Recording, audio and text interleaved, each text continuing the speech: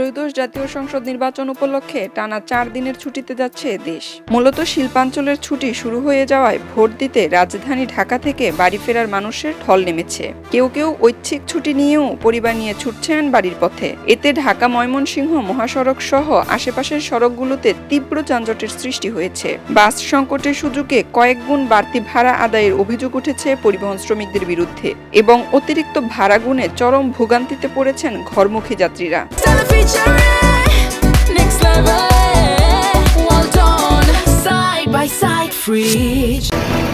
ভোটযাত্রীরা বলছেন, ভোট দিতে যাওয়াই যেন এখন তাদের জন্য এক বড় শাস্তি হয়ে দাঁড়িয়েছে। মঙ্গলবার সকালে ঢাকার বিভিন্ন পয়েন্টে সরেজমিনে গিয়ে এ ধরনের অভিযোগ পাওয়া গেছে। যাত্রীদের অভিযোগ, ঘরমুখো সাধারণ ভোটারদের পকেট কাটছে এক শ্রেণীর পরিবহন সিন্ডিকেট।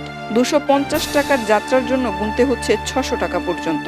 বিশেষ করে ঢাকা থেকে ময়মনসিংহ রুটে যেখানে সাধারণ সময় ভাড়া 200 থেকে 250 টাকা, সেখানে এখন 500 থেকে 600 টাকা আদায় করা হচ্ছে। এছাড়া 500 টাকার ভাড়া 1200 থেকে 1500 চাওয়া হচ্ছে। এতে যাত্রীরা খুব বলে জানা গেছে। ঢাকা ময়মনসিংহ মহাসড়কে টঙ্গী কলেজ গেট থেকে মাওনা চৌরাস্তা ও গাজীপুর ভোগড়া এলাকা থেকে ঢাকা টাঙ্গাইল মহাসড়কের কালিয়াকুর বাইপাস পর্যন্ত যানজট রয়েছে। কোথাও কোথাও ঘন্টার পর ঘন্টা দাঁড়িয়ে রয়েছে যানবাহন। বাসের টিকিট না পেয়ে কেউ কেউ ট্রাকে করে বাড়িতে যাচ্ছেন। সেখানেও জনপ্রতি 400 টাকা করে নেওয়া হচ্ছে ভাড়া। ত্রয়োদশ জাতীয় সংসদ নির্বাচন উপলক্ষে সরকার 3 দিন সাধারণ ও বিশেষ ছুটি ঘোষণা করেছে। সরকার 11 ফেব্রুয়ারি সাধারণ ছুটি ঘোষণা করেছে। নির্বাচন দিবস 12 ফেব্রুয়ারি সাধারণ ছুটি থাকবে, যা আগেই ঘোষিত ছিল। এছাড়া শিল্পাঞ্চলের শ্রমিকদের ভোটাধিকার নিশ্চিত করতে 10 ফেব্রুয়ারি বিশেষ ছুটি ঘোষণা করা হয়েছে।